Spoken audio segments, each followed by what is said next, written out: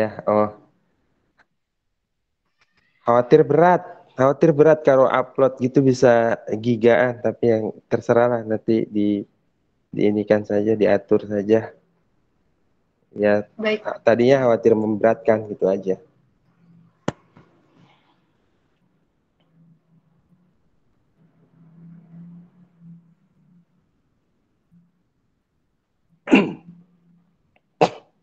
Ada yang sudah hafal sholawat tibil kulub ini?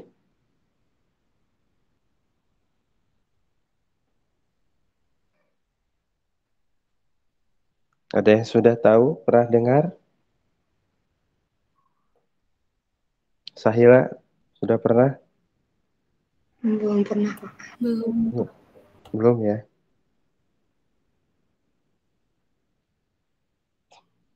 Kita baca dulu 3 kali. Setelah itu, saya artikan kata per kata. Kemudian saya minta perwakilan dari teman-teman. Ada yang Bismillahirrahmanirrahim.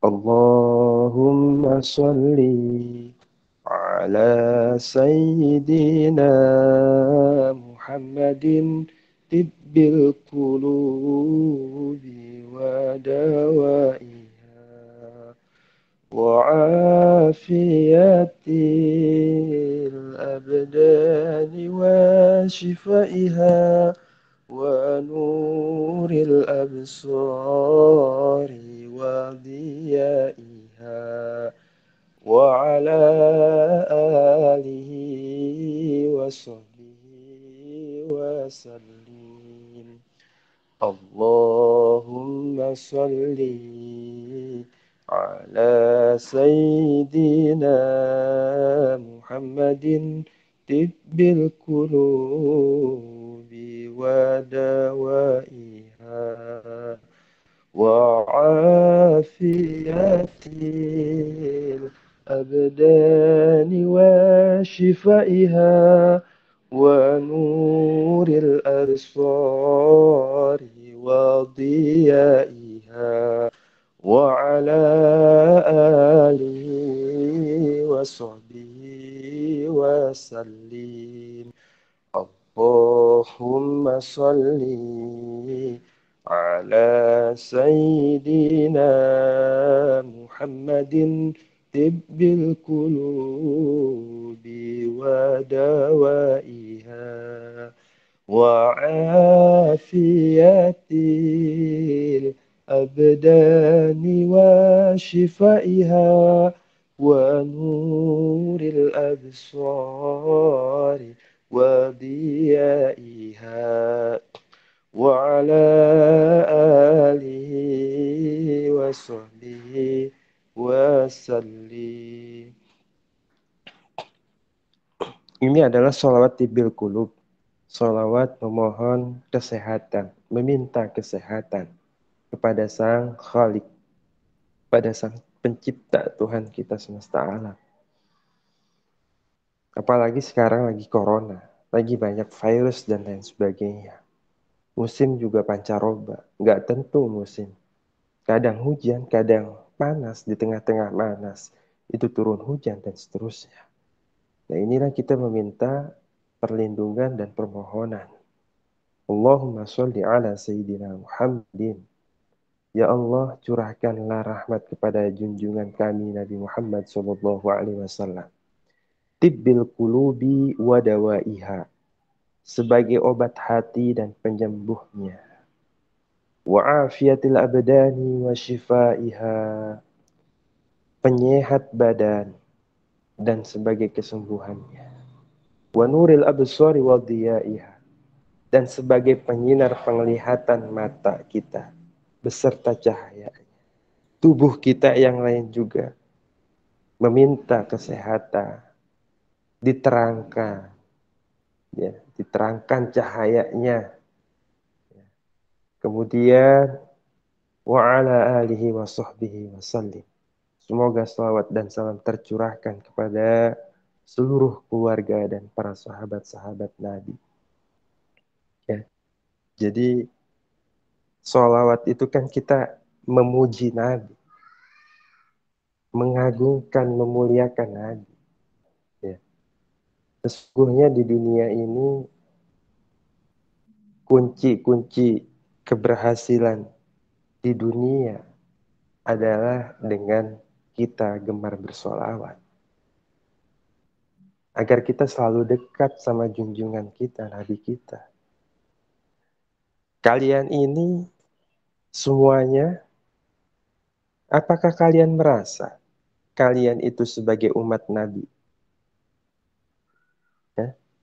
Kalian mengaku ya, kita kita kadang naif. Kita kadang naif mengaku kami ini umatnya Nabi Muhammad SAW. Akan tetapi yang namanya umatnya, yang namanya mengaku umatnya, kalau kita cinta kepada Nabi, biasanya tanda orang cinta itu sering menyebut-nyebut namanya. Contoh sekarang, kalau Sahila suka sama Randy gitu ya, biasanya yang ada di dalam pikiran, lamunan oleh Sahila itu adalah nama Randy itu. Misalkan ya. Atau Hanifah menyukai si A gitu. Yang sering disebut namanya adalah si A itu. Si A terus. Mau tidur ingat si A. Mau makan ingat si A. Mau kuliah juga ingat si A. Lagi kemana-mana juga ingat terus itu. Si A itu. Tapi gitu juga kita. Kalau kita mengakui mencintai Nabi, mencintai Rasul, sering kita mengingatnya dengan cara melantunkan, melafalkan sholawat. Ya, jangan-jangan kita saja yang merasa mengaku sebagai umat Nabi. Tapi Nabi kita itu tidak. Ya walaupun Nabi sifatnya Rahman Rahim. Dan Nabi juga mengakui semua umatnya. Tapi kan, nah itu kan sebagaimana yang namanya orang yang senantiasa membaca sholawat itu dekat. Nah dekatnya kita itu apakah 1 meter? Orang presiden juga sama ya. Kita nggak bisa serta-merta dekat dengan presiden itu terkecuali kita dekat betul, mempunyai apa ya namanya sebuah ikatan emosional dan lain-lainnya dekat. Kita bisa dekat dengan presiden. Ya, jangan dulu ke nabi, ke presiden aja. Kalau kita senantiasa mau mengikuti kegiatan presiden, bahkan kita ada momen gimana caranya kita jadi pejabat dan segala macam. Begitupun dengan nabi. Kedekatan kita itu sedekat seperti apa? Karena nanti sesungguhnya yang akan menjadi penyelamat kita di dunia maupun di akhirat adalah Kanjeng Nabi. Kalian sekarang sudah bisa diajak dewasa. Sudah bisa diajak berpikir jauh lebih dewasa. Hari ini kalian umpama usia range 7 sampai 20, 17 sampai 20 tahun. Usia itu ya relatif bisa diajak berpikir dewasa. Dan usia di dunia itu punya usia 70 tahun itu udah hebat. Sisanya nanti kita setahunnya di dunia 1000 tahunnya di akhirat. Ya. Di akhirat itu panjang. Panjang sekali. Kita sekarang itu baru puluhan tahun. Dan di akhirat itu ribuan tahun. Bahkan abadan. Abadan. Selama-lamanya. 70 tahun juga belum tentu nanti istri atau suami kita akan menemani kita terus. Orang tua kita apa seterusnya menemani kita? Tidak. Ibu bapak kita mungkin tidak akan lama menemani kita. Ya, tidak akan seterusnya menemani kita. Suami dan istri kita juga sama. Anak-anak kita juga sama. Teman, saudara, sama. Maka yang menjadi pelindung, yang menjadi dan memberikan syafaat, bahkan teman kita itu adalah Kanjeng Nabi hakikatnya. Ya. Kanjeng Nabi, Kanjeng Nabi Muhammad. Maka mendekatlah ke Kanjeng Nabi dengan cara bersolawat kepadanya, dengan cara memohon kepada Allah melalui perantara Kanjeng Nabi. Insya Allah di antara tips mustajabnya doa itu dengan cara sebelumnya kita, ya Allah, melalui perantara, melalui, makanya kalau doa kita kan Allahumma sholli ala sayyidina Muhammad wa ala ali sayyidina Muhammad, Allahumma inni nas'aluka ilman nafi'an, diawali dengan junjungan atau menyanjung kepada Nabi Muhammad, karena kata Allah di dalam hadis qudsinya, barang siapa yang berdoa diawali dengan menyanjung Nabi Muhammad, maka doa itu akan menjadi secepat kilat. Ya, seperti itu teman-teman. Oke, selanjutnya saya minta Sahila untuk menjadi moderator ya, Sahila. Iya, Pak.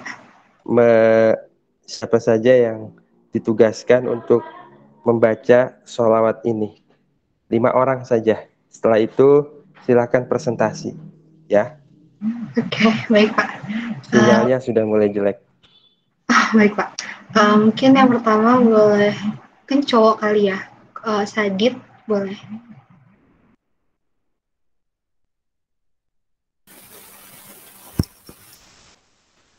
Allahumma sholli ala sayyidina Muhammadin tibbil qulubi wa dawaiha wa afiyatil abdani wa shifaiha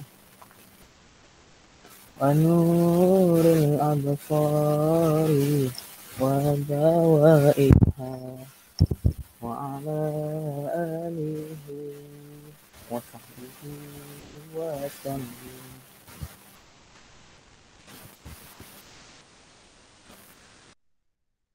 Oke, terima kasih Sadit. Mungkin selanjutnya boleh Dustin. Allahumma sholli ala sayyidina Muhammadin tibil qulubi wa dawaiha wa gimana wa afiyat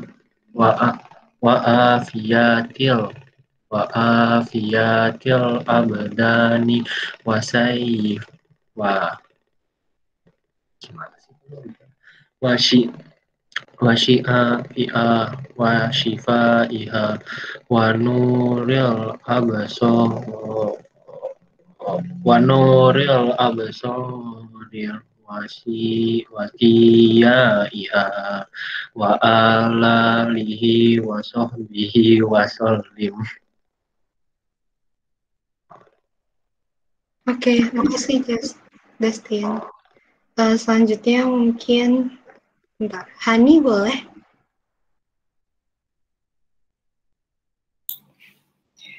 Allahumma sholli ala sayyidina Muhammadin tibbil qulubi wa dawaiha wa afiyatil abdani wa shifaiha wa nuril absori wa diyaiha wa ala alihi wa sahbihi salim. Terima kasih Hani. Selanjutnya mungkin Nikmah boleh baca.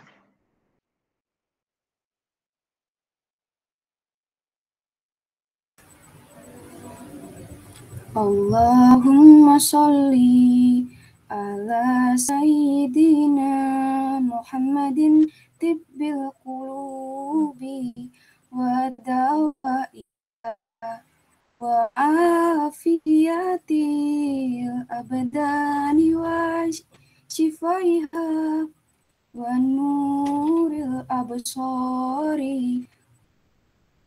وديائها وعلى آله وصحبه وسلم.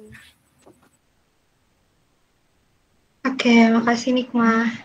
Selanjutnya, Allahumma sholli ala sayyidina Muhammadin tibbi qulubi wadawaiha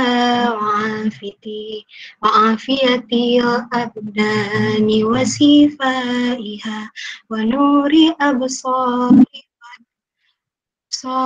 wa diyaiha wa ala alihi wa sahbihi wa sallim.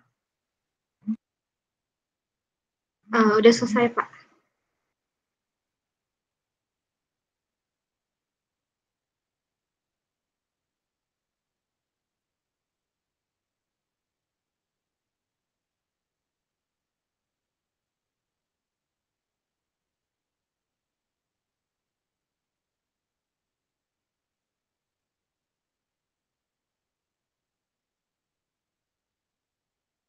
Mungkin selanjutnya lanjut presentasi ya. Presentasi yang kelompok 1 udah siap belum?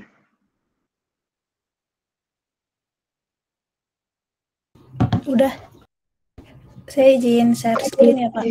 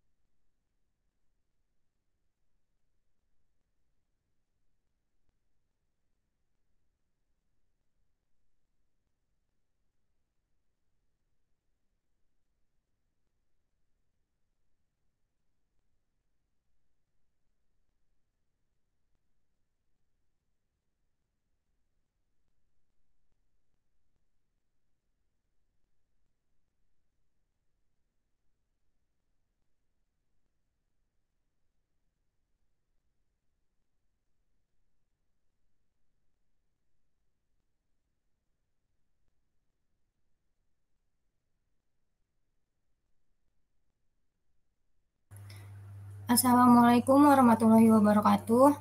Selamat siang Pak Sobur dan teman-teman semua.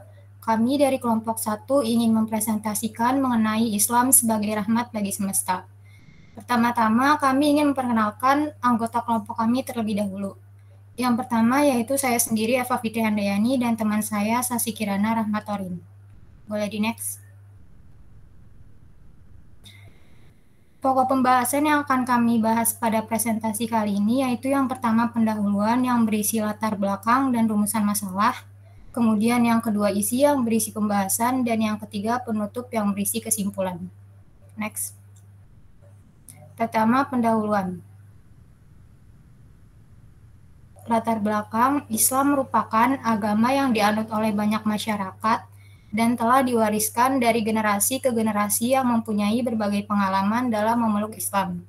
Dengan kata lain, dimanapun dan kapanpun Islam berada harus memberikan jaminan bagi keselamatan dan kedamaian umat manusia di sekelilingnya. Dalam sistemnya, Islam hendaklah memiliki fungsi untuk mengubah lingkungan di kehidupan ini menjadi lebih baik, dengan membangun masyarakat yang berkultur dan berkarakter yang islami, sehingga penanaman nilai-nilai keadilan, persamaan, persatuan, perdamaian, kebaikan, dan keindahan menjadi pilar dalam pengembangan Islam dan melekat pada pribadi masyarakat. Next. Kemudian rumusan masalah yang pertama yaitu apa itu Islam, kedua apa jati diri yang paling utama pada manusia, ketiga apa saja rukun Islam yang perlu diimplementasikan, dan yang terakhir bagaimana penerapan Islam dalam kehidupan. Next. Kedua, isi. Apa itu Islam? Islam adalah agama yang membawa rahmat bagi alam semesta. Secara bahasa, Islam berarti tunduk, patuh, atau berserah diri. Sedangkan Islam secara istilah mengacu pada sikap kita pada Allah. Misalnya seperti sikap pasrah pada Allah, tunduk, dan berserah diri. Islam mencakup seluruh masalah akidah, ibadah, perbuatan, keyakinan, dan perkataan. Dengan demikian, hal tersebut menunjukkan bahwa Islam berarti mengakui secara lisan meyakini dengan hati dan berserah diri hanya kepada Allah Subhanahu wa Ta'ala. Sikap kepasrahan dapat diterapkan dengan sikap yang hanya menuhankan Allah. Sikap tersebut sesungguhnya tidak hanya dijalankan oleh manusia saja, melainkan oleh seluruh makhluk ciptaan Allah di alam semesta. Kepasrahan alam semesta berbeda dengan kepasrahan manusia kepada Allah. Manusia diberi jati diri sehingga ia diberikan sebuah daya untuk melakukan kepasrahan ataupun sebaliknya. Sedangkan alam semesta melakukan kepasrahan pada Allah secara otomatis. Contohnya seperti tumbuhan yang tidak diberikan daya untuk memilih tempat hidup yang diinginkan. Hal inilah yang menjadi perbedaan antara hukum alam dan hukum moral. Hukum alam harus dipergunakan, sedangkan hukum moral harus dipatuhi, sebab manusia akan mempertanggungjawabkannya di akhirat kelak. Next. Islam merupakan wahyu Allah yang diturunkan kepada umatnya sejak Nabi Adam. Di dalamnya terdapat ajaran yang berisi perintah, larangan, dan petunjuk bagi para umatnya untuk kehidupan di dunia maupun di akhirat. Islam merupakan agama yang sempurna dan diperuntukkan untuk seluruh umat dengan memberikan pedoman hidup bagi manusia dalam segala aspek. Contohnya yaitu aspek kehidupan, duniawi, ukhrawi, akhlak, jasmania, dan rohaniah.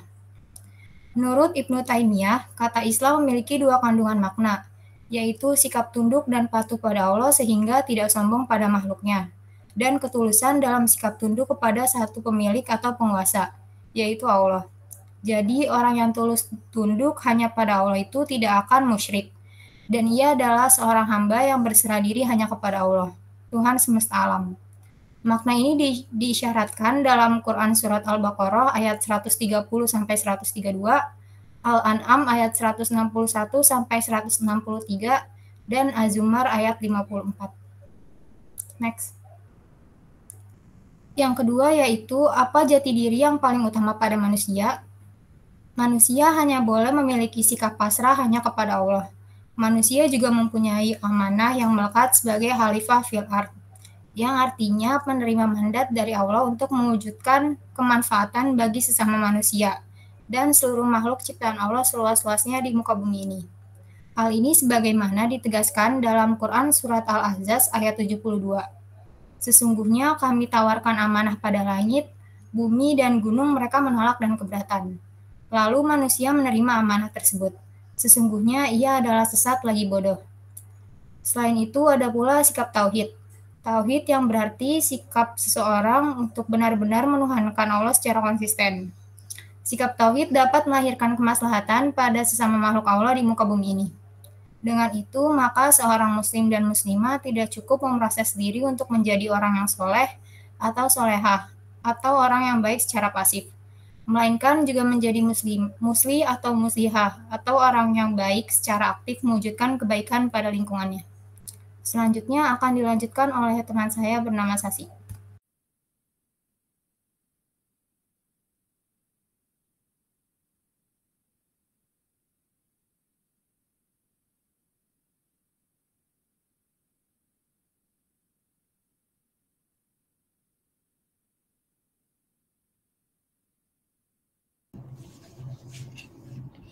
Baik, selanjutnya adalah apa saja sih rukun Islam yang perlu diimplementasikan dalam kehidupan sehari-hari. Rahmatan Islam bagi semesta perlu kita pahami sebagai bukti bahwa kita hanya berpasrah kepada Allah yang berarti hanya tunduk untuk mencapai nilai kebaikan bersama para ciptaan-ciptaannya. Untuk itu, kita perlu mengimplementasikan rukun Islam sebagai mestinya demi tercapai kehidupan yang memberikan kebaikan bersama. Rukun Islam yang pertama yang perlu diimplementasikan yaitu syahadat. Mengucapkan dua kalimat syahadat yang meskipun terdiri dari dua kalimat pendek tetapi memiliki arti yang sangat dahsyat. Kalimat pertama dalam syahadat berarti kesetaraan bagi umat manusia, dan kalimat kedua berarti mengikuti petunjuk Nabi Muhammad SAW dalam berserah diri hanya kepada Allah. Selanjutnya rukun Islam kedua yaitu salat. Apabila seorang muslim melakukan salat yang benar, maka akan terhindar dari perbuatan yang keji dan munkar. Lalu rukun Islam yang ketiga yaitu zakat. Harta yang diperoleh oleh umat muslim sebagiannya hanya dititipkan Allah yang wajib digunakan untuk kebaikan dengan cara pemberian sebagian harta kepada pihak lain yang membutuhkan, sesuai dengan jumlah yang telah ditentukan oleh agama agar seorang muslim dapat bersyukur atas nikmat yang telah diperolehnya. Zakat secara harfiah berarti kesucian. Selain itu, rukun Islam keempat yaitu puasa. Dengan melakukan puasa, seorang muslim dilatih untuk lebih menahan diri dari segala godaan. Kemudian, rukun Islam kelima yaitu haji. Ibadah haji dilakukan dengan berbagai gerakan yang simbolik. Gerakan tersebut memiliki banyak manfaatnya. Ibadah haji merupakan ibadah wajib ditunaikan, terutama bagi mereka yang sudah mampu secara lahir maupun batin. Berhaji dilakukan secara fisik dan jiwa karena seorang muslim perlu memusatkan jiwa dan raganya kepada Allah dalam kehidupannya. Dengan demikian, perlunya untuk mengimplementasikan rukun Islam dikarenakan rukun Islam menjadi landasan atau sebuah fondasi bagi umat muslim agar kehidupannya senantiasa terjaga dan tetap berada di jalan yang lurus dan benar. Sebagai umat muslim, kita memang diwajibkan untuk menerapkan rukun Islam dalam kehidupan. Bagaimana penerapan Islam dalam kehidupan? Salah satu ciri orang yang paling mulia di sisi Allah adalah orang yang paling beriman dan bertakwa, atau yang keberadaannya paling memberi manfaat kepada sesama manusia sesuai dengan kemampuan masing-masing. Sikap takwa misalnya adalah dengan bersikap baik kepada sesama, bahkan dengan orang yang dibenci sekalipun. Selain iman, takwa dan Islam, yaitu sikap berserah diri yang telah dijelaskan, ada pula beberapa hal penting yang perlu ditanamkan kepada diri masing-masing, yaitu ihsan, yang artinya kesadaran bahwa Allah senantiasa hadir bersama umatnya dimanapun umatnya berada. Selanjutnya adalah ikhlas, yaitu sikap atau tingkah laku dan perbuatan seorang semata-mata hanya untuk memperoleh ridho Allah. Selanjutnya yang terakhir adalah tawakal, yaitu sikap senantiasa bersandar kepada Allah dengan penuh harapan kepadanya dan keyakinan bahwa Allah akan selalu memberikan kemudahan. Yang terakhir adalah syukur, yaitu sikap penuh rasa terima kasih atas segala nikmat dan karunia yang tidak terbilang banyaknya yang telah diberikan kepada kita. Amalan yang paling Allah harapkan dilakukan manusia kepada Tuhannya adalah bersyukur kepadanya. Jika manusia merasa tidak bersyukur, maka berarti dia telah mengingkari dan tidak mengimani siapa sang pemberi segala nikmat tersebut. Selanjutnya, kesimpulan. Manusia diberikan akal dan pikiran untuk melakukan suatu hal, seperti hal yang baik maupun hal yang buruk. Selain itu, diberikan pula hati nurani untuk memilih sesuatu yang memberikan dampak positif kepada sesama ciptaan Allah seperti manusia dan alam semesta. Nilai-nilai keislaman harus sejalan dengan rahmat semesta karena nilai keislaman pada manusia ditentukan oleh perilaku yang mampu membuktikan keberadaannya di dunia. Sebagai apapun, bisa memberi anugerah bagi diri sendiri dan alam semesta atas keimanan pada Allah. Dengan demikian, Islam akan menjadi rahmat bagi alam semesta jika manusia mempunyai akhlak yang mulia. Baik, terima kasih. Sekian dari kami. Assalamualaikum warahmatullahi wabarakatuh.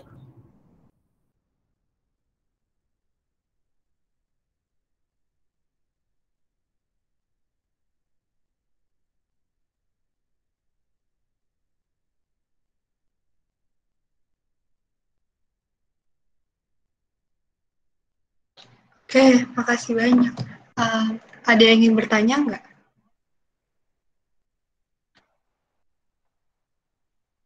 Makasih untuk Sasi sama Eva. Ada nggak guys yang mau bertanya?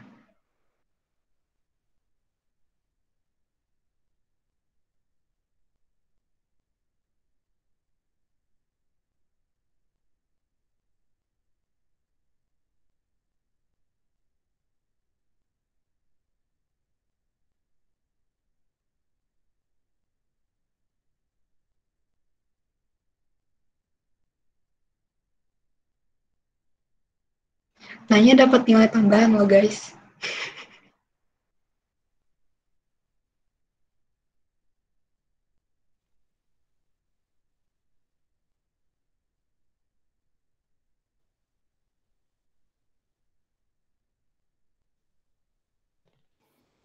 Mau nanya dong? Mau nanya? Kan katanya itu kan manusia kan yang manusia yang baik itu manusia yang berbuat baik kepada manusia lain, ya kan? Ya, jadi saya mau nanya, kalau manusia itu beda agama gimana? Terus masih berbuat baik? Jadi kalau kayak ada orang baik tapi agamanya Kristen gitu, Bang.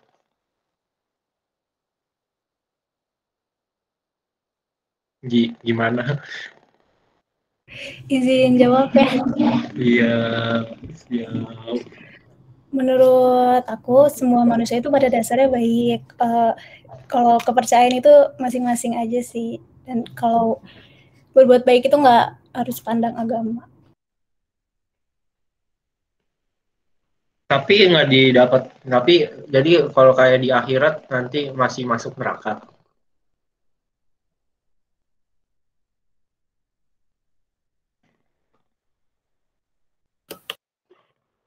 Izin bantu jawab kali ya buat kelompok Oke, satu. ayo. Mungkin kalau masuk neraka atau tidaknya itu bukanlah hak kita untuk Oh menjudge, iya, ya. untuk menilai. Nah itu Hmm, kembali ke ya kepercayaan masing-masingnya lagi sih. siap. Karena kita sebagai manusia nggak berhak buat oh si A masuk neraka, oh si B masuk surga gitu sih pasti ya. Ini gurunya nggak ada ya. Iya. Terus kan diajarin juga waktu video pengantar itu kita harus nerapin apa namanya? Moderat. Sikap tasamu ya, tasawu sih. Tasamu. Pokoknya harus toleransi baik itu intraagama maupun antar agama mungkin itu. Siap. Terima kasih. Sama-sama. Oke, makasih banyak Bintang untuk bantu jawabnya. Ada lagi guys yang mau bertanya?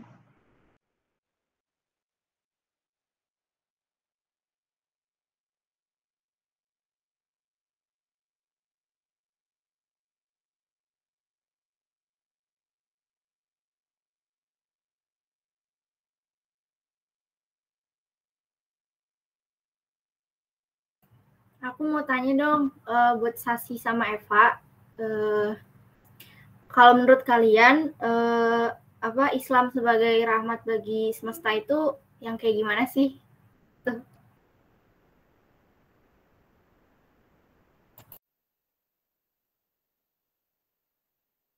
Ayo guys jawab.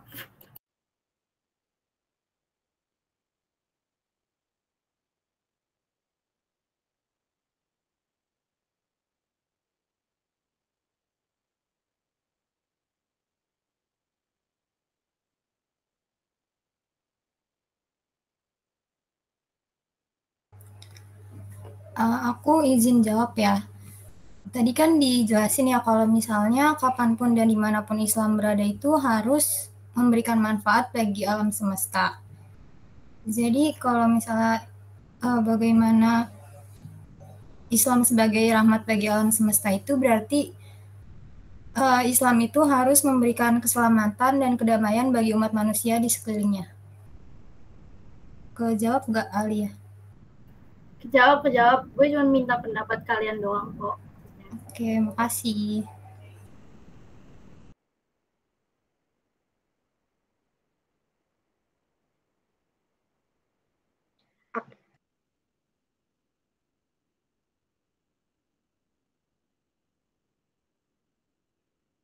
Ada lagi yang mau bertanya guys?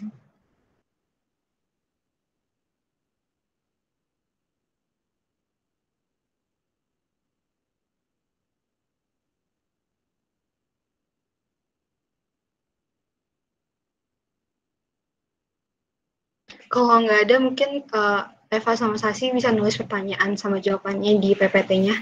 Jadi nanti kalau dosen yang nanya udah ada.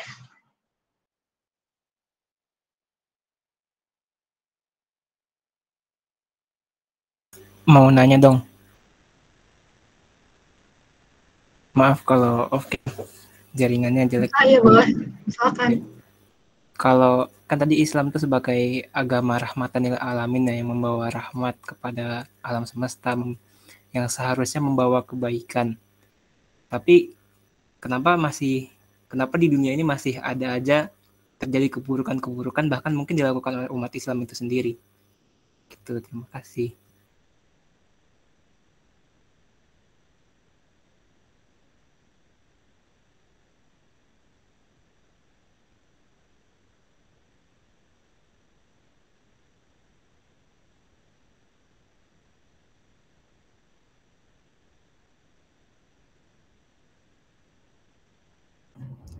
Izin jawab ya, Afdal ya.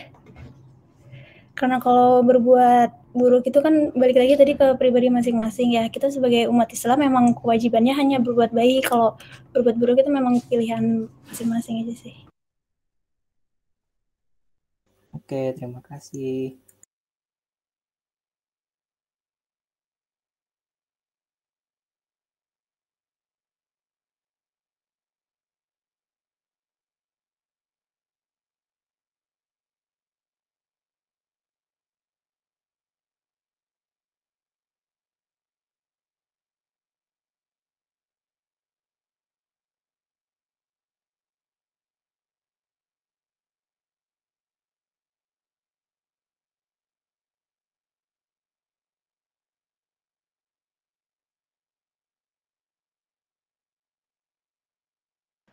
Ada lagi guys yang mau bertanya sama Eva sama Sasi.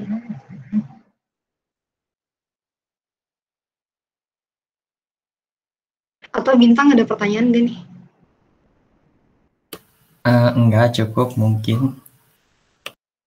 Oke, kalau kayak Eva gimana?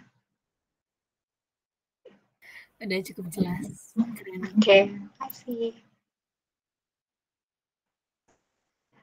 Mungkin nggak ada lagi pertanyaan ya guys. Untuk Sasi sama Eva jangan lupa PPT-nya nanti ditambahin pertanyaan sama jawabannya dan dikumpulin di emas di submit. Oke.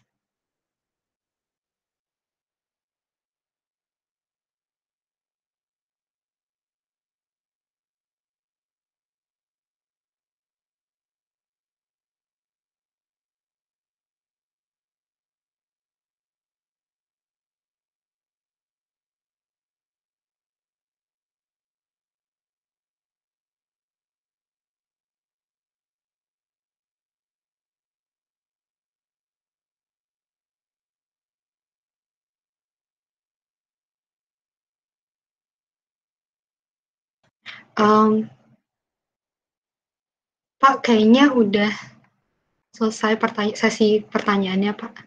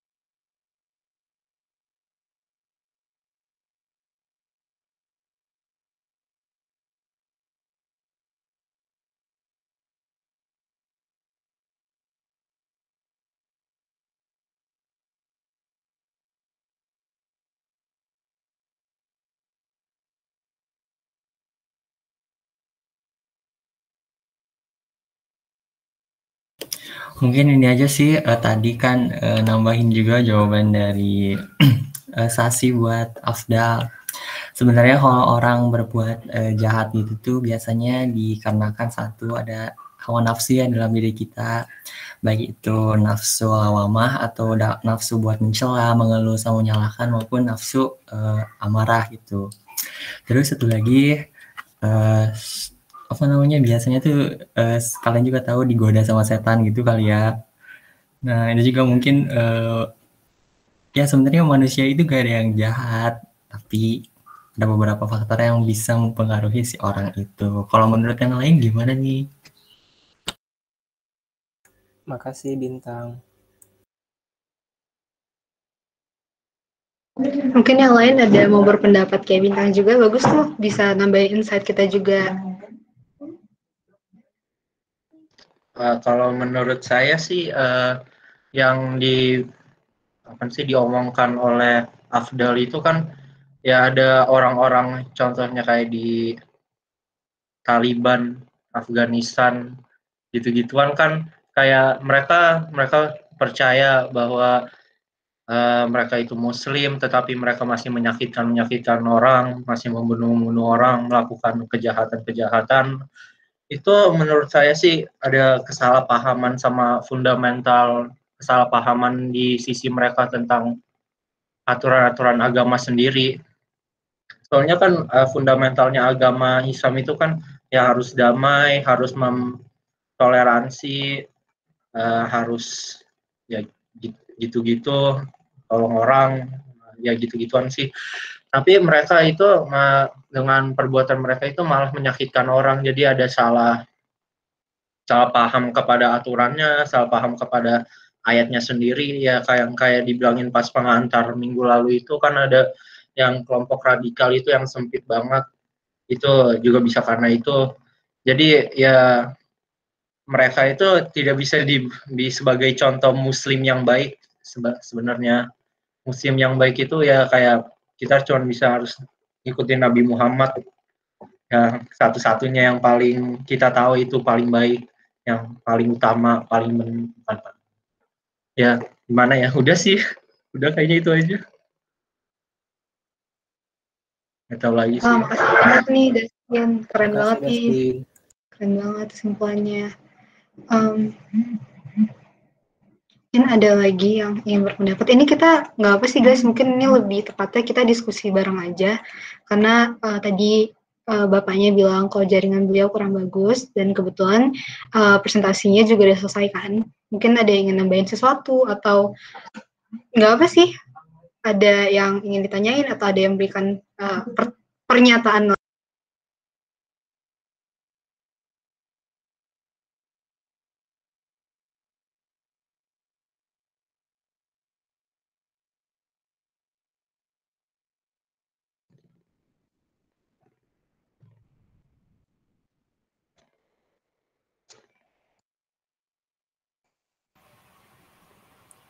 Mau nanya juga dong, boleh nanya kan?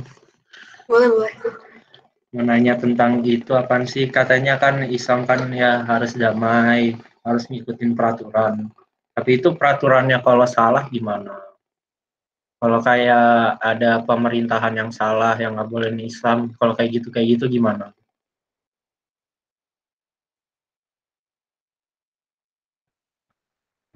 Nanya itu. Oke, izin jawab ya.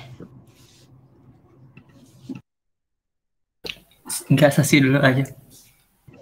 Kalau untuk peraturan-peraturan yang salah mungkin dapat dikoreksi dan dikembalikan kita kayak tuntunannya itu ke Al-Qur'an aja gitu. Jadi ngelihatnya apa-apa ke ayat-ayat di Al-Qur'an biar pasti. Tapi kalau kita melarang peraturannya sendiri nanti di kayak masukin camp konsentrasi gitu, kayak disuruh minum alkohol, disuruh gitu-gituan, gimana? Kalau gitu itu apakah kita berdosa atau kita gimana? Ya mungkin balik lagi ya Dustin, kan kita pas waktu kuliah pengantar tuh katanya kalau mengartikan atau memahami suatu kaidah-kaidah Islam baik Al-Quran sama hadis tuh nggak boleh per section, nggak boleh dari satu sumber istilahnya tuh. Jadi kita harus menyeluruh gitu secara holistik, ya kan? Nah mungkin itu sih. Jadi jangan ngambil kayak pengertiannya itu berdasarkan satu ayat aja, soalnya ya seperti yang kita tahu juga banyak yang kontradiktif dan kita harus memahaminya itu secara keseluruhan gitu.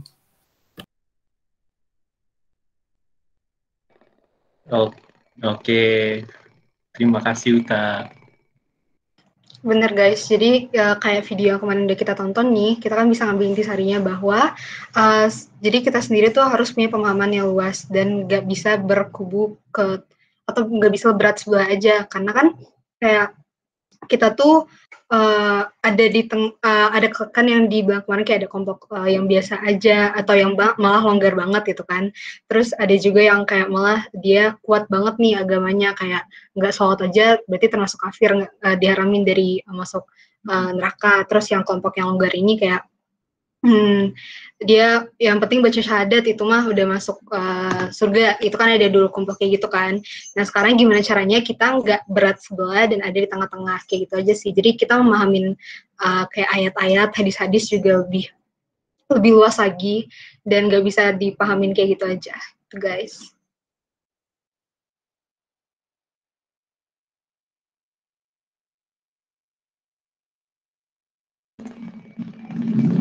Siap, Kak Cila.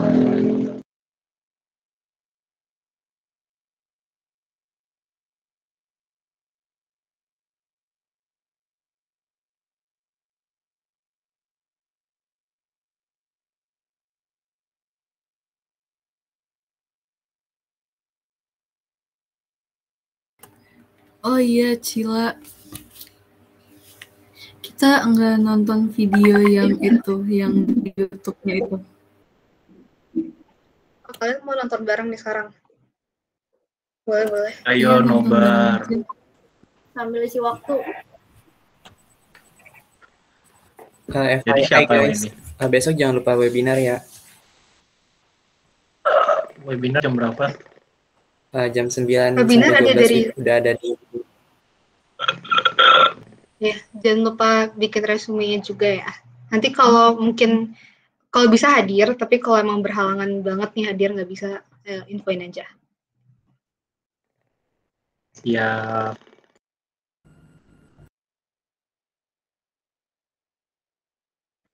Iya Pak, tadi udah selesai presentasi dan udah ada tanya jawab juga dan udah ada diskusi bareng juga Pak dari tadi.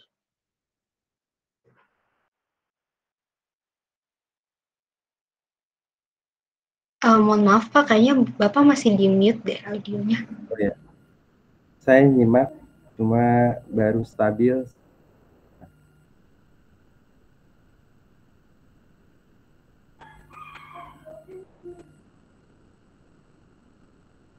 Besok 8.30 bisa mulai karena kita pembukaan di jam 8.30 untuk webinar. Peran serta mahasiswa bisa ikut urut rembuk bertanya terkait isu dan pendidikan, potret ke daerah dan potret nasional.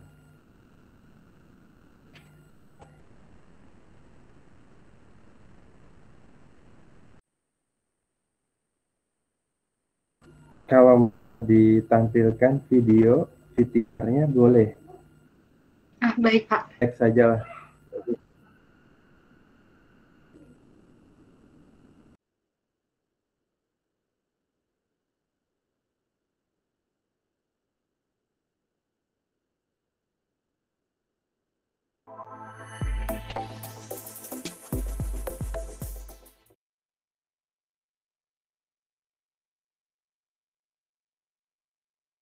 Assalamualaikum warahmatullahi wabarakatuh. Teman-teman mahasiswa, kita akan mendiskusikan materi pertama mata kuliah Pendidikan Agama Islam, yaitu materi Islam sebagai rahmat bagi semesta. Tujuan dari materi ini adalah bagaimana kita bisa merefleksikan misi Islam sebagai agama dan bagaimana kita sebagai Muslim bisa menata hidup sesuai dengan misi Islam sebagai agama kita. Al-Quran mengatakan وَمَا أَرْسَلْنَاكَ إِلَّا رَحْمَةً لِلْعَالَمِينَ, dan tidaklah kami utus engkau Muhammad kecuali bagi semesta sebagai rahmat. Maka Islam hadir dalam kehidupan manusia adalah untuk menjadi anugerah atau rahmat bagi semesta alam.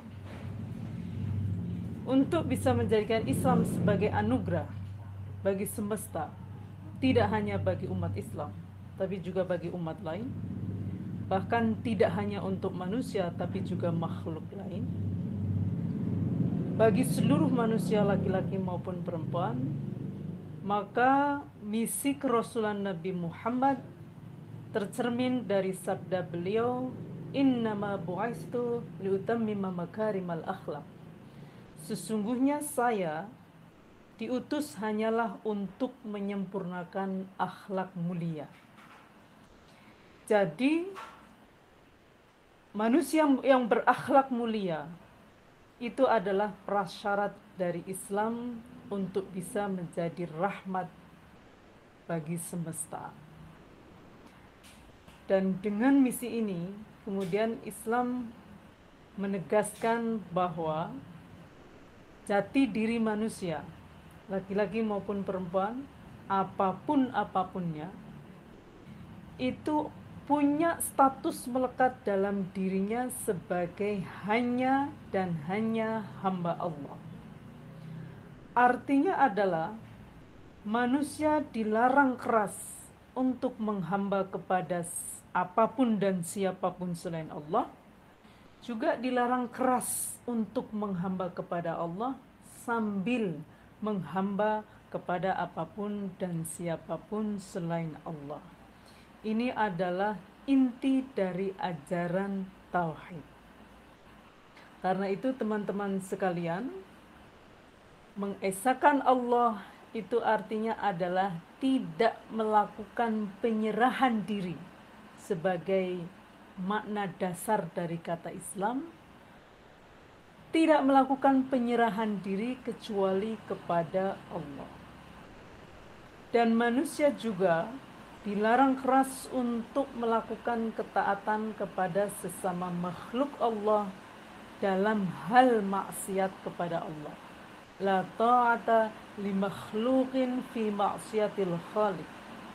Tidak ada ketaatan kepada sesama makhluk dalam maksiat kepada Allah.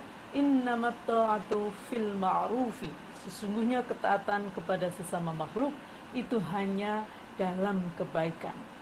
Maka ketaatan manusia kepada sesama makhluk Allah bukan kepada figur, melainkan kepada nilai, yaitu nilai kebaikan. Nilai kebaikan bagi siapa adalah kebaikan bagi sesama, baik pada diri sendiri maupun bagi pihak lain seluas-luasnya.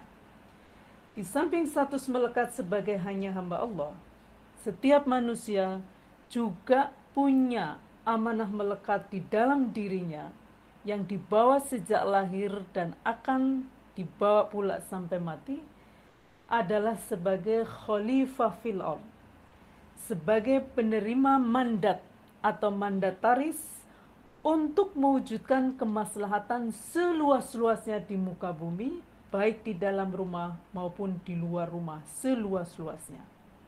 Maka nilai manusia sebagai seorang muslim di hadapan Allah hanya tergantung oleh satu faktor, yaitu takwa.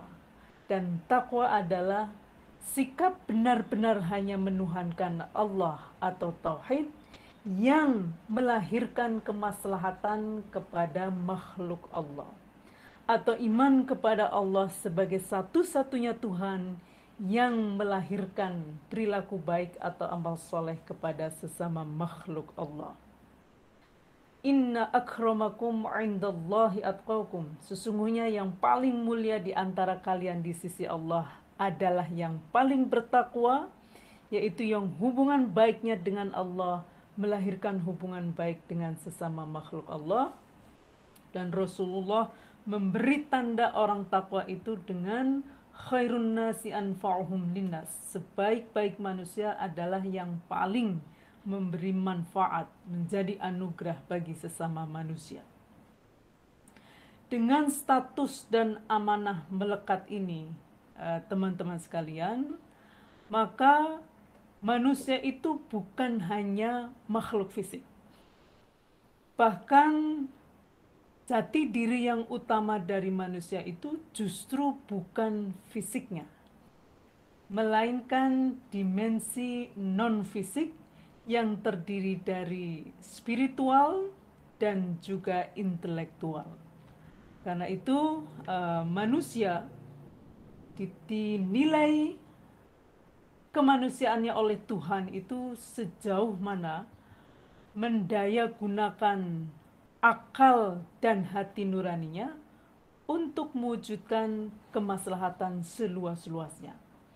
Fisik manusia kelak akan mati dan ditinggalkan, tetapi aspek non-fisik, spiritualitas dan intelektualitas manusia akan tetap hidup dan mempertanggungjawabkan setiap tindakannya ketika menjadi makhluk fisik.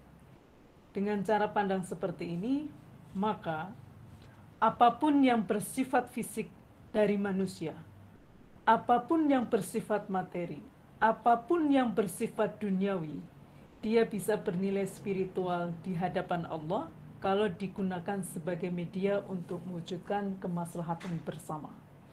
Sebaliknya sesuatu yang bersifat spiritual, misalnya sholat dan ibadah mahdhah lainnya, misalnya ilmu keislaman atau otoritas keagamaan, dia bisa atau punya nilai spiritual, tetapi akan hilang nilai spiritualitasnya kalau disalahgunakan untuk mewujudkan kerusakan atau bahaya dalam kehidupan bersama. Disalahgunakan, misalnya menggunakan ajaran agama, menyalahgunakannya untuk menebar fitnah, propaganda sehingga melahirkan konflik. Jadi, sebagai muslim, manusia punya mandat untuk menjaga tauhid kepada Allah dan mewujudkan kemaslahatan seluas-luasnya. Ini juga sekaligus menjadi identitas utama dari keislaman sesuatu atau seseorang, yaitu iman kepada Allah yang melahirkan kemaslahatan ke dalam dan keluar seluas-luasnya. Maka seorang muslim adalah seseorang yang bisa memberi manfaat kepada dirinya dan orang lain seluas-luasnya. Keluarga yang islami, apapun namanya, adalah keluarga yang beriman kepada Allah dan karena itu memberikan kebaikan pada seluruh anggota keluarga tanpa kecuali, dan keluarga itu secara aktif melahirkan kebaikan bagi keluarga lain seluas-luasnya. Masyarakat Islami adalah masyarakat yang memberi kebaikan pada seluruh warganya tanpa kecuali, dan masyarakat itu secara aktif melahirkan kebaikan pada masyarakat lain seluas-luasnya atas dasar iman kepada Allah. Negara Islami adalah negara yang berketuhanan yang Maha Esa, yang punya tauhid, dan tauhid itu mendorong negara tersebut untuk memberi kemaslahatan pada seluruh warga negaranya tanpa kecuali, dan negara itu memberi kemaslahatan pada negara lain seluas-luasnya. Inilah yang disebut sebagai Islam rahmatan lil alamin. Jadi Islam menjadi anugerah bagi semesta. Tidak berarti bahwa seluruh penduduk bumi masuk Islam baru Islam bisa menjadi rahmat bagi semesta. Melainkan apapun dan siapapun yang menggunakan atribut Islam, maka dia punya kewajiban untuk merefleksikan tauhid kepada Allah dan melahirkan kemaslahatan ke dalam sekaligus keluar seluas-luasnya. Demikian aspek spiritual, intelektual dari manusia ini adalah jati diri yang utama sebagai muslim. Karena itu, di dalam Islam ada rukun Islam yang berfungsi juga sebagai sebuah sistem untuk mengingatkan seorang muslim agar bisa teguh menjaga tauhid secara konsisten, benar-benar hanya menuhankan Allah, dan tauhid itu bisa melahirkan kemaslahatan seluas-luasnya pada sesama makhluk Allah. Rukun Islam yang pertama adalah syahadat. Dalam syahadat ini, setiap muslim menegaskan tidak ada Tuhan selain Allah. Maka seorang muslim tidak akan memberikan ketundukan mutlak kepada selain Allah. Tidak pada harta, dan tidak juga pada benda, tidak juga kepada libido seks, dan lain-lain. Semua digunakan oleh manusia dalam kerangka tidak maksiat kepada Allah. Dan manusia batas tidak menuhankan selain Allah itu adalah dengan tidak memberi ketaatan mutlak. Maka setiap orang yang sudah menempuh segala cara yang dilarang oleh Allah demi memperoleh harta secara tak terbatas, demi bisa berkuasa tanpa batas, demi bisa memuaskan libido seksnya tanpa batas, maka ini adalah sudah masuk pada sikap penuhanan pada selain Allah, meskipun tanpa dengan menamainya Tuhan. Maka kalimat singkat la ilaha illallah itu adalah sebuah ikrar seorang muslim, tidak hanya berkaitan dengan posisi dia di hadapan Allah untuk menuhankannya, tetapi juga penegasan posisi dia di hadapan sesama makhluk Allah untuk tidak menuhankannya. Dan bagian kedua di dalam syahadat itu adalah wa asyhadu anna Muhammadar Rasulullah, menegaskan bahwa Muhammad sallallahu alaihi wasallam hanyalah utusan Allah, maka ketaatan kepada Rasul Muhammad sallallahu alaihi wasallam juga dalam kerangka hanya taat kepada Allah, dan taat kepada Allah itu berarti taat kepada nilai kebaikan bersama. Yang kedua adalah sholat. Di dalam sholat kita berdialog secara intim dengan Allah minimal 5 kali dalam satu hari. Di dalam sholat kita menegaskan bahwa segala hidup kita, ibadah kita hanyalah untuk Allah. Maka pembuktian setiap ucapan kita di dalam sholat adalah setelah sholat. Apakah sholat kita diterima atau tidak? Maka pembuktiannya adalah pada tingkah laku kita setelah sholat. Bagaimanakah tanda salat yang diterima oleh Allah? Inna salata tanha anil fahsya'i wal munkar. Kalau siapapun yang salat, kemudian muncul kesadaran spiritualnya untuk selalu melibatkan restu Allah dalam setiap tindakannya di luar salat, sehingga kemudian mampu mencegah dirinya dari perbuatan buruk dan keji. Begitu juga rukun Islam yang ketiga, yaitu menunaikan zakat.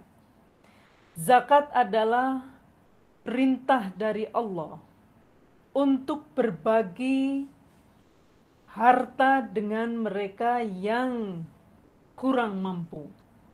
Dalam zakat ini ada kesadaran bahwa semua harta yang kita peroleh itu tidak lepas dari jasa pihak lain. Kita bisa makan itu karena ada jasa para petani yang menanam, para pedagang yang menjual, dan mereka yang memasakkan makanan sehingga bisa kita makan. Demikian juga dalam semua harta yang kita miliki itu pasti ada jasa orang lain. Karenanya zakat itu adalah sebuah kesadaran bahwa dalam harta yang kita miliki juga ada hak orang lain yang harus diberikan, minimal sejumlah yang diwajibkan di dalam zakat. Dan zakat itu diterima atau tidak juga tergantung pada sikap kita ketika memberikan zakat dan setelah memberikan zakat. Apakah zakat itu diberikan dengan kesadaran bahwa Allah menghendaki kita untuk berbuat kemaslahatan pada pihak lain, ataukah sekedar memenuhi kewajiban, ataukah bahkan ada niat lain? Inilah yang akan menentukan pada nilai zakat yang kita berikan. Jadi di dalam zakat ada kepedulian sosial bagi masyarakat. Yang keempat adalah puasa. Teman-teman, dalam puasa Ramadan, kita sepanjang siang dilarang untuk minum minuman yang sudah halal dan milik kita. Dilarang makan makanan yang halal dan sudah jadi milik kita. Dilarang juga untuk berhubungan seksual dengan suami atau istri yang halal dan sudah menjadi hak kita untuk melakukan hubungan seksual. Selama sebulan lamanya, kita dilatih untuk menjaga jarak aman dari sesuatu yang sudah halal dan menjadi milik kita. Kalau kita berpuasa dengan segenap jiwa raga, maka mental kita akan terlatih selama sebulan lamanya untuk jaga jarak aman. Tetapi kalau kita hanya puasa secara fisik, tidak secara mental, kemudian setiap buka puasa kita justru dendam, kemudian makan sepuas mungkin, maka mental kita tidak ikut puasa. Kalau kita bisa puasa sebulan lamanya secara fisik dan mental, maka 11 bulan lainnya adalah pembuktian apakah puasa Ramadan kita diterima oleh Allah atau tidak.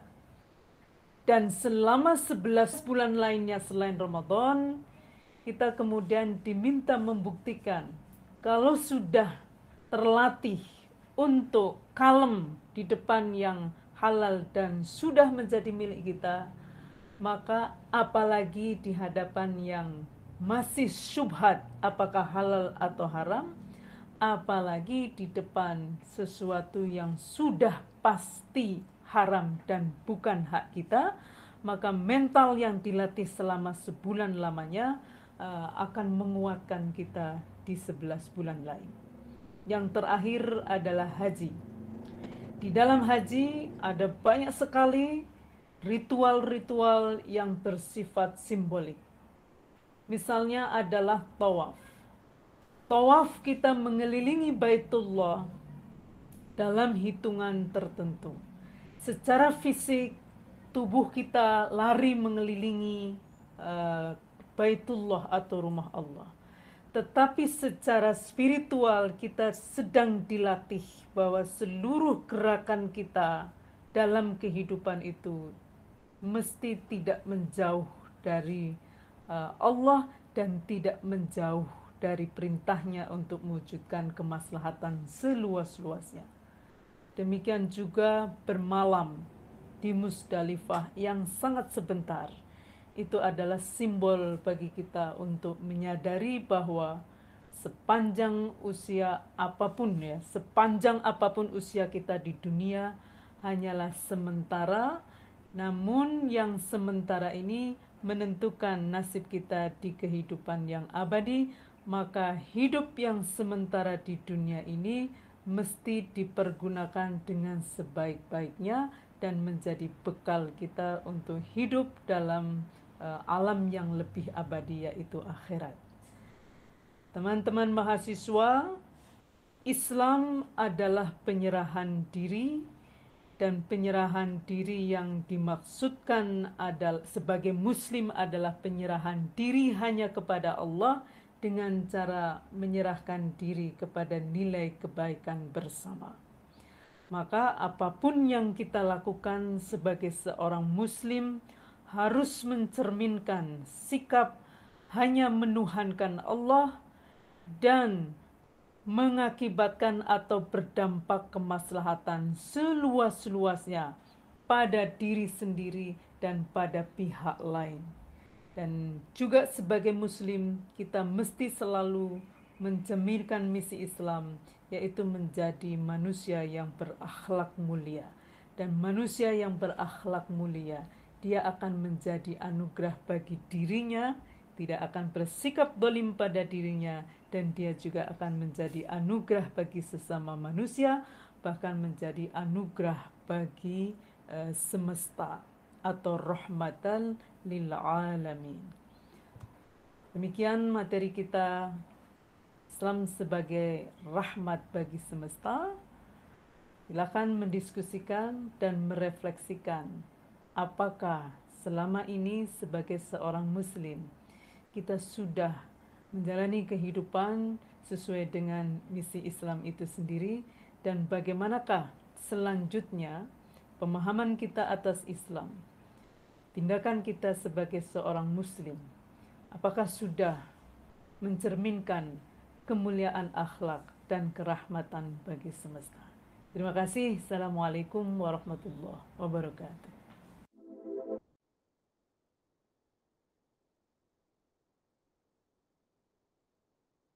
Baik Pak, udah selesai kontennya.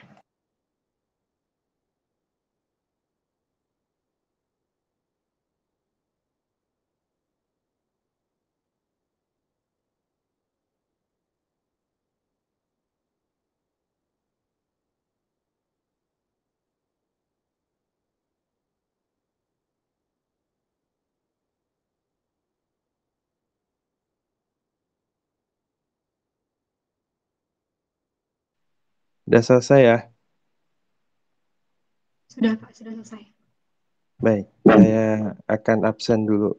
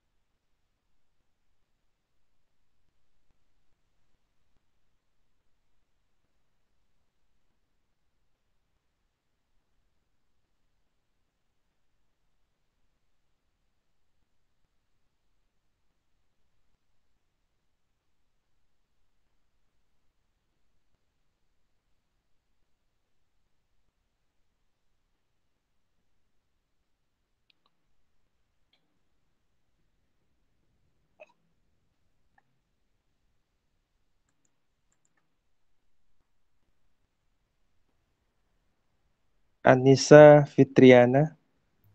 Hadir, Pak. Ya. Aliyah Anissa Hakim. Hadir, Pak. Dustin Aiman. Hadir Bapak. Farah Uhti Suhada. Hadir, Pak. Sahila Dika Syarif. Hadir Pak. Bintang Putra. Hadir, Pak. Muhammad Qaulang Sadida. Hadir, Pak. Berat sekali ini, Qaulang Sadida. Perkataan yang berat. Nida Alia Zulfa. Hadir, Pak.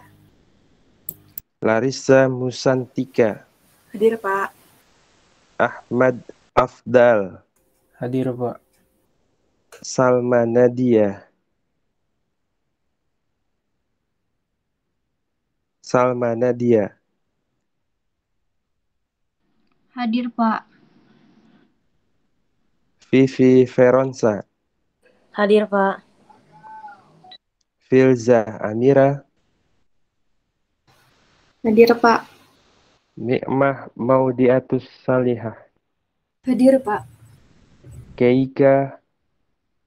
Hadir, Pak. Sasi Kirana. Hadir, Pak. Rahmatorin. Hadir, Pak. Zalika Putri. Hadir, Pak. Sarah Haurani. Hadir, Pak. Rafa Zahira. Hadir, Pak.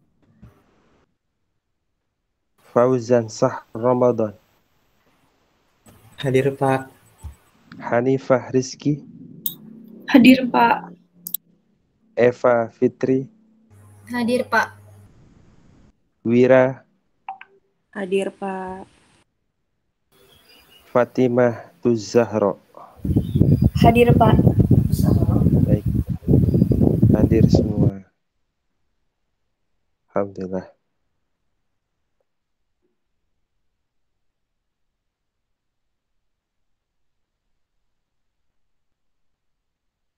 Adakah pertanyaan yang masih mengganggu benak kalian?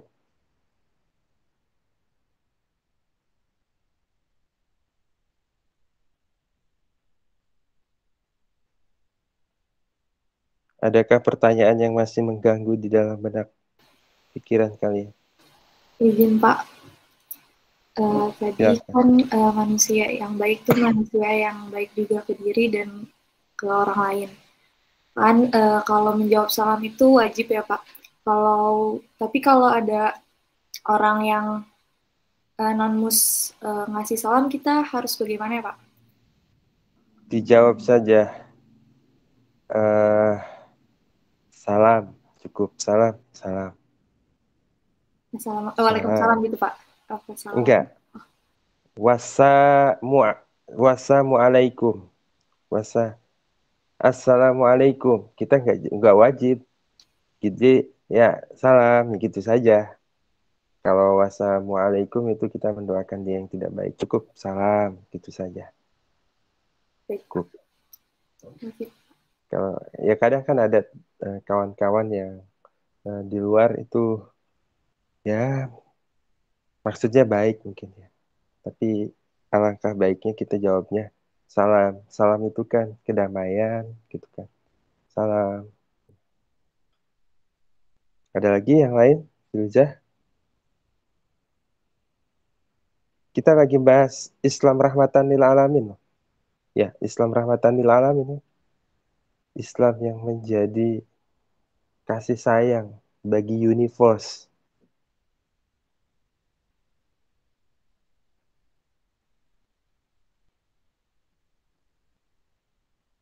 Apa pandangan kalian kalau misalkan Islam itu dicap radikal? Dengan adanya Islamfobia, teroris di mana-mana, dan seterusnya. Yang itu mengikis nilai-nilai yang telah dibangun oleh Islam rahmatan lil alamin. Silahkan pandangan-pandangannya. Ada yang menjawab?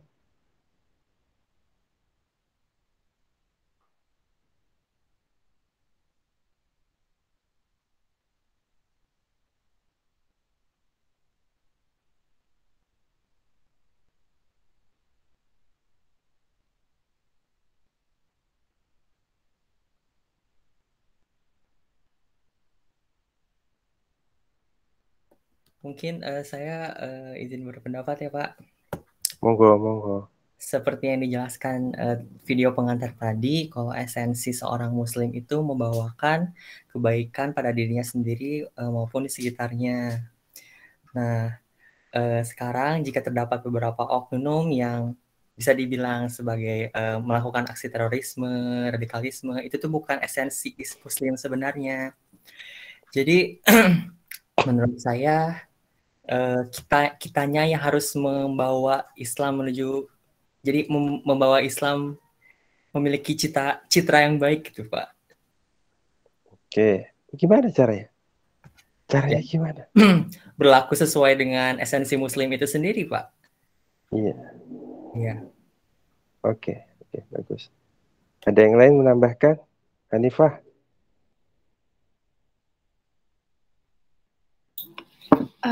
Pandangan saya sama sih Pak, sama kayak Bintang juga. Gimana cara orang lain melihat kita itu, gimana cara kita menjadikan diri kita gimana cara ngomongnya ya Pak. Jadi gimana orang lain lihat kita itu, gimana kita bertindak gitu Pak. Jadi kalau bisa, kan tadi sudah dibilang juga sama Bintang, kita harus ngejalanin sesuai esensi agama kita gitu Pak. Baik, sekarang begini, ada sebuah case. Ya, kasus misalkan yang mengatasnamakan agama, contohnya teroris atau contoh pemboman gereja, ya, itu kalau ada berita yang bad news, itu langsung media internasional, lokal, nasional, internasional itu langsung memfollow up. How should we do? Tapi kalau misalkan ada yang baik-baiknya ya biasa aja, yang baik mah udah biasa gitu. Karena inti dari media itu bad news, good news. Ya. what should we do?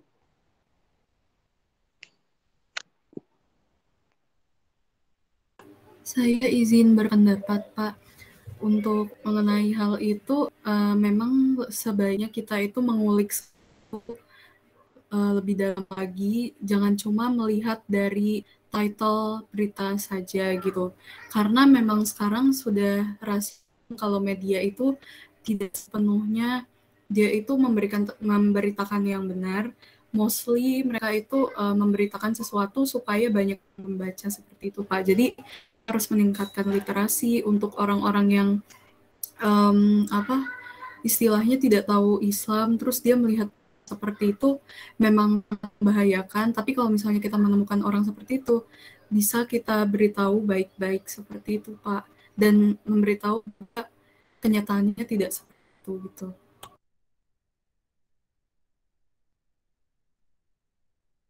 Baik, bagus.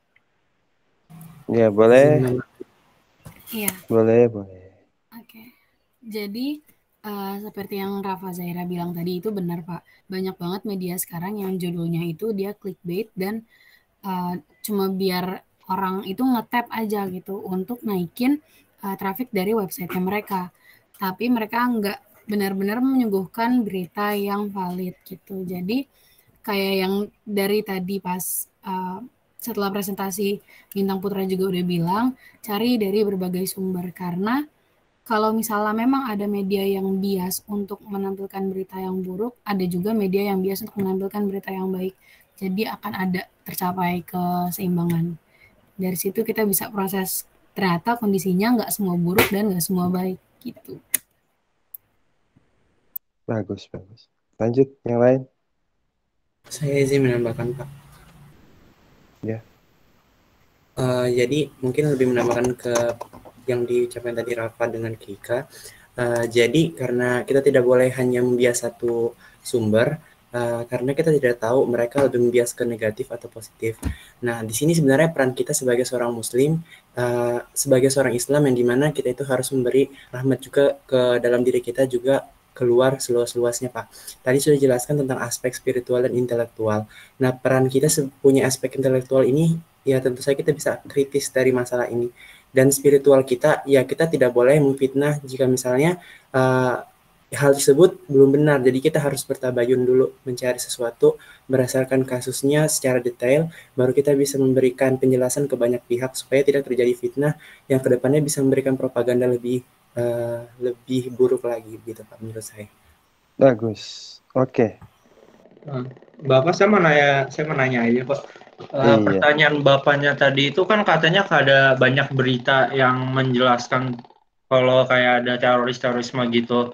Iya. Itu saya mau nanya, itu yang Bapak tanyakan itu persepsi orang lain terhadap agama Islam atau kalau persepsi Muslim kita sendiri kan ya kita udah tahu Islam itu seharusnya kayak gimana.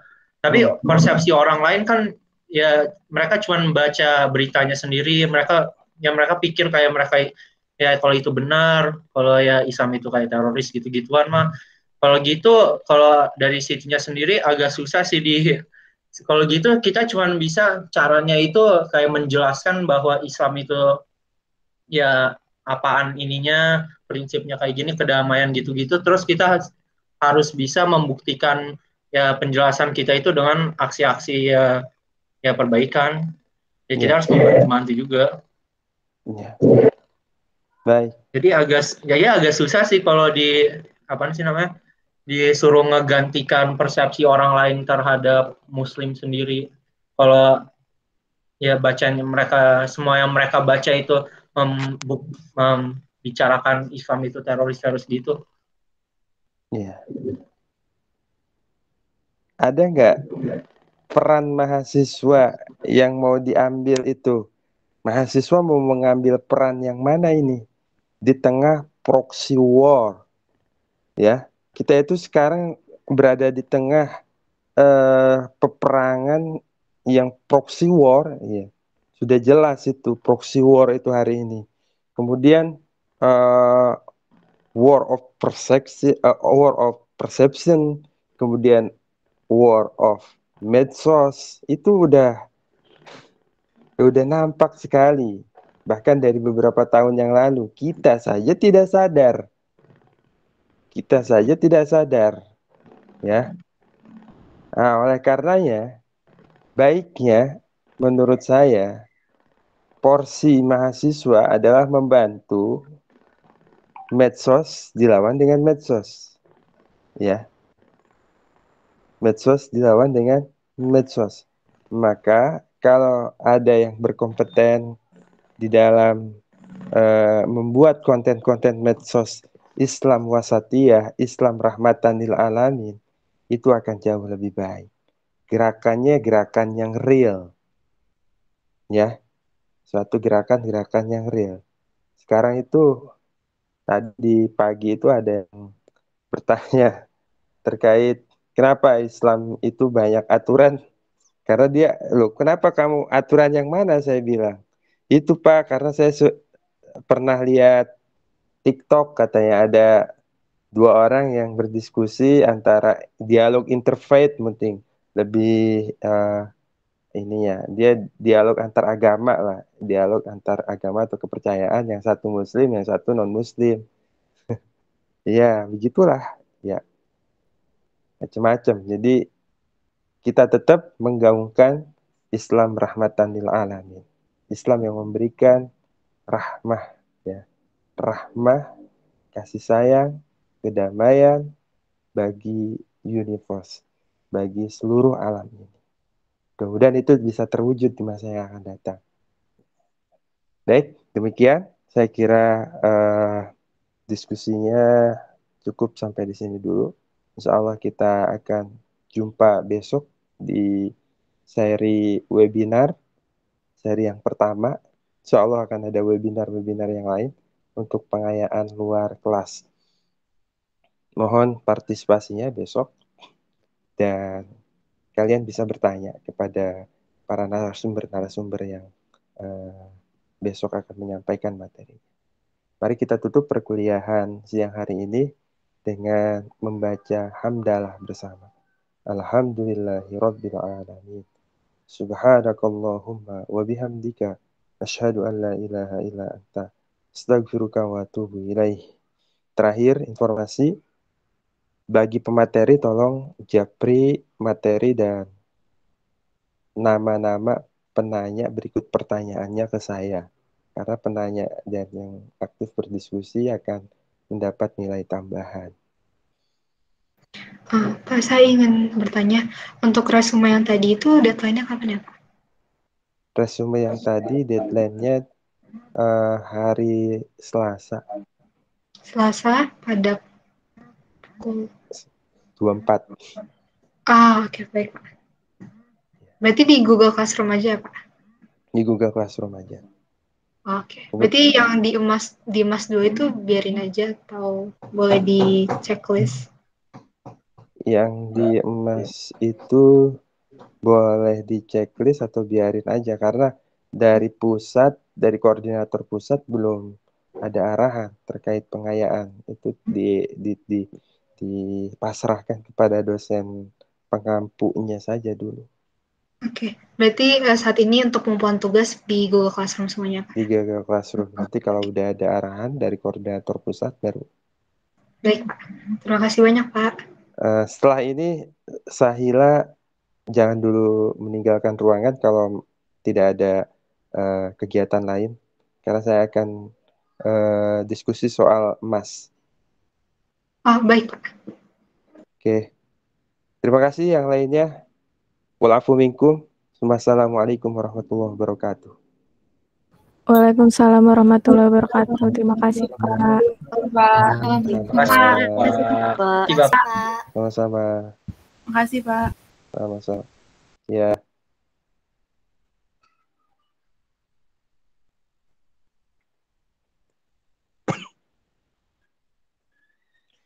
Mbak Sahila, lagi repot nggak? Enggak sih, Pak. Belum. Mungkin ntar lagi mau pergi, tapi enggak gimana-gimana sih. Wah, pergi kemana? Ini ada. Iya, berarti mengenai siak ya, Pak? Ada. Atau emas, kenapa? Saya itu belum ini, belum begitu ahli ekspor untuk ngutak-ngatik emas, ya. Saya kirimkan link apa ya tadi di grup itu ada link. Bentar ya. Iya, Pak.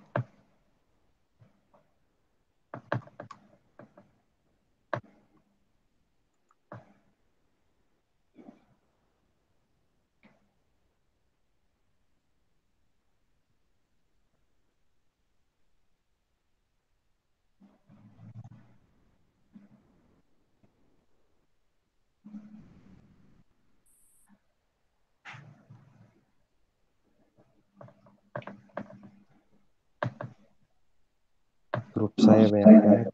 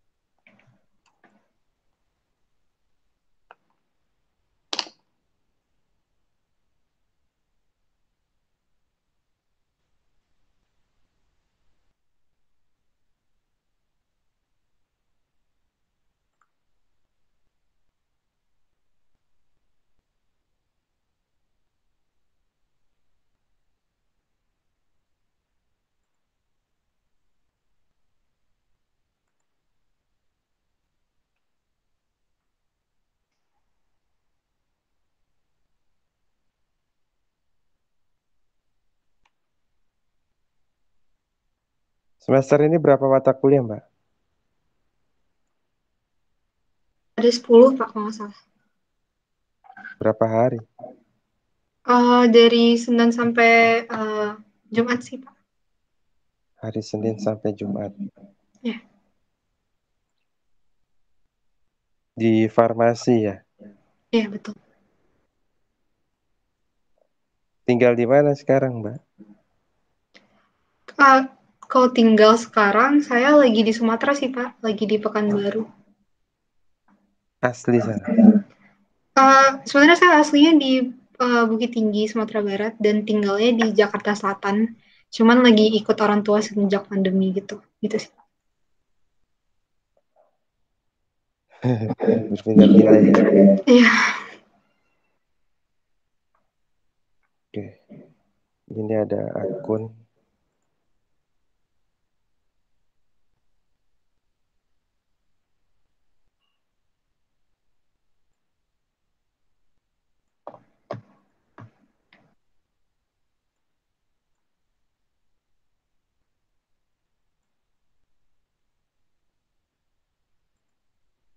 Info yang pertama tentang kesiapan mahasiswa mata kuliah agama Islam ya. Ada kuesioner itu. Nanti bisa dibantu di share ke yang lain. Berarti ini saya share ke teman-teman semua ya, Pak. Minta tolong di share ke teman-teman semua. Baik, Pak.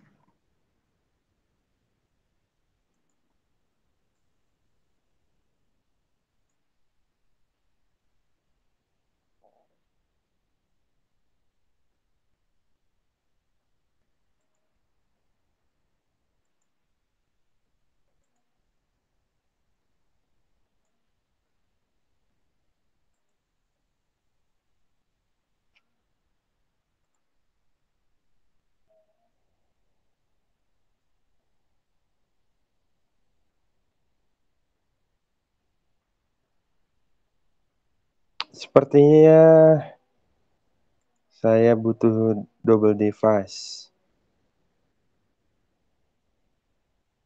Jadi saya mau minta diarahkan nih, Mbak. Mungkin Mbaknya udah lebih tahu tentang ini emas. Iya, Pak.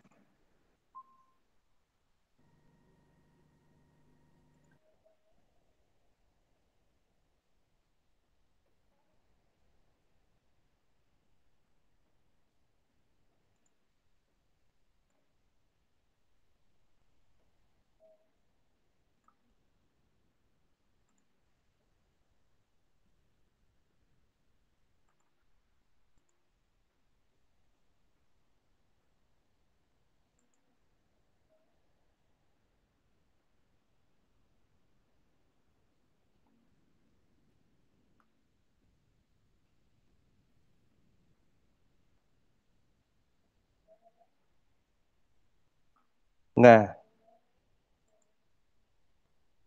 Ya, Pak. ini gimana ini? Saya melihat kelas itu di mana? Oh,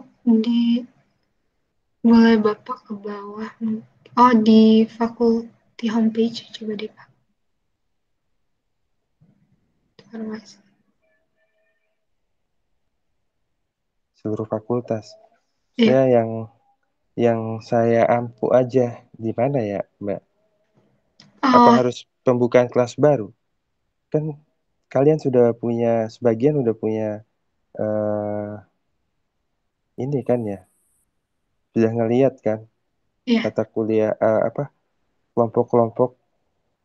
Sudah Pak. Mungkin di Fakultas Farmasi coba deh, apa ada di situ. Soalnya takutnya yang punya dosen dan punya mahasiswanya berbeda. Ini banyak banget. Oh, Kayak kita bingung juga nih.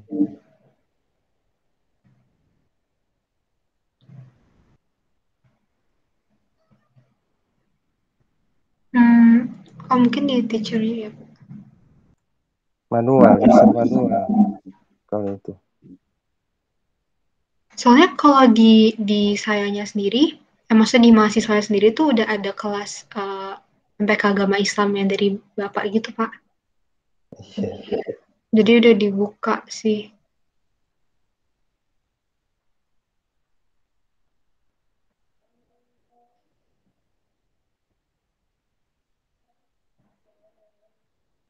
Coba saya ikut buka punya saya. Ya, silakan.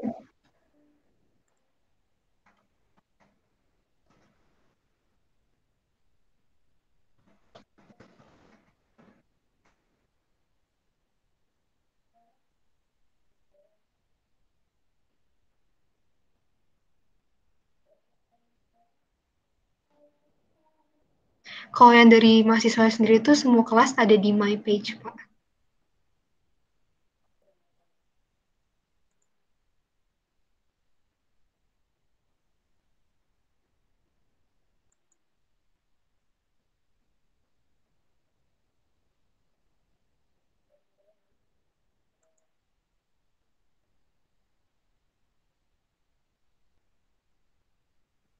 Kalau scroll ke bawah, wah nggak ada ya Pak. Kalau di saya di tempat itu udah ada semua yang kayak MPK Agama Islamnya di situ ditaruhnya.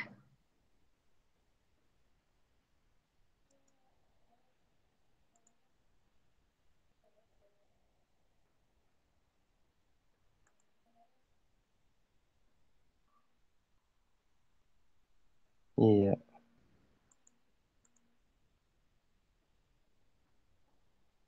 Ini ya, barangkali ya. Iya kayaknya, iya mungkin Pak.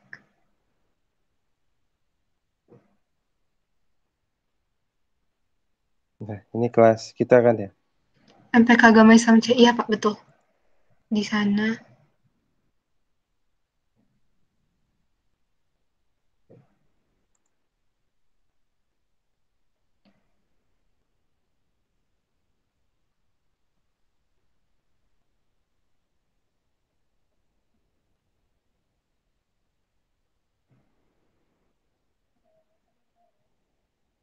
Kemudian pakai yang mana, Pak? Wah, ya saya beda sama Bapak. Sebentar, bingung juga saya. Info.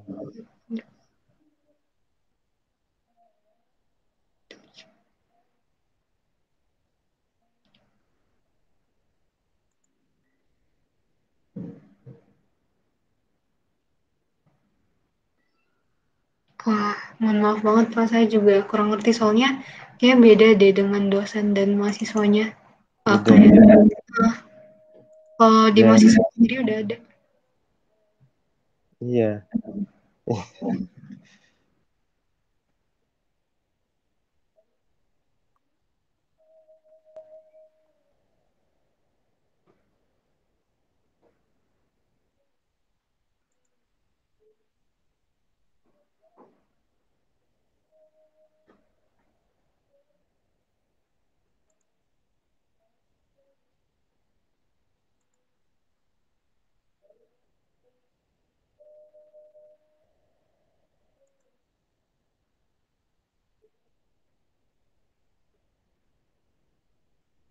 Gelap saya nih.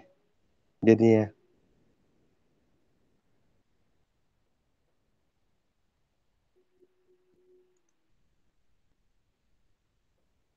Jadi kemarin itu langsung ditentukan sama koordinator itu nih Pak Ahmad Soleh.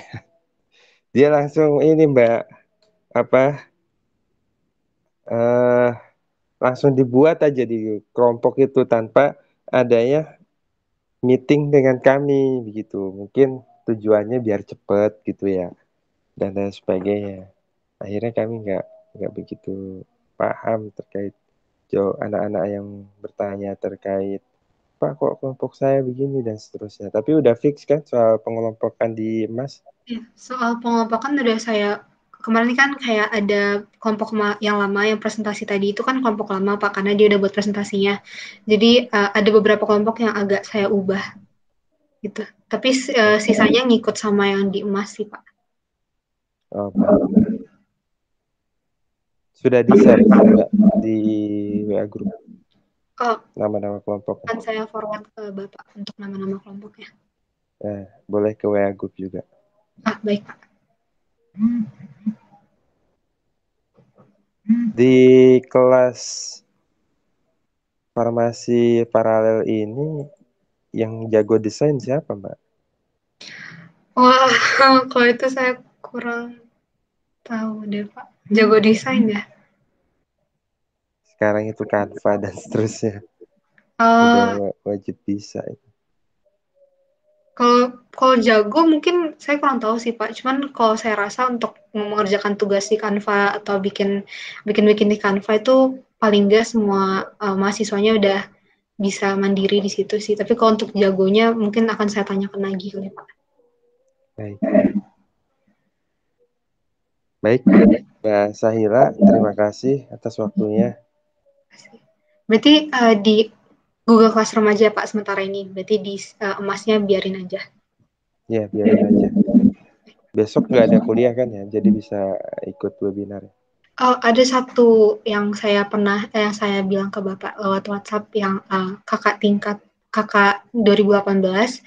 Ternyata kakak dianya lagi ada kuliah juga dari jam 10 sampai jam 12. Tapi bilangnya sih diusahain untuk double device gitu sih Pak. Baik. Terima kasih ya. Saya kira itu aja. Mohon maaf mengganggu waktunya. Assalamualaikum warahmatullahi wabarakatuh. Waalaikumsalam Pak. Saya izin keluar ya Pak. Ya, mari.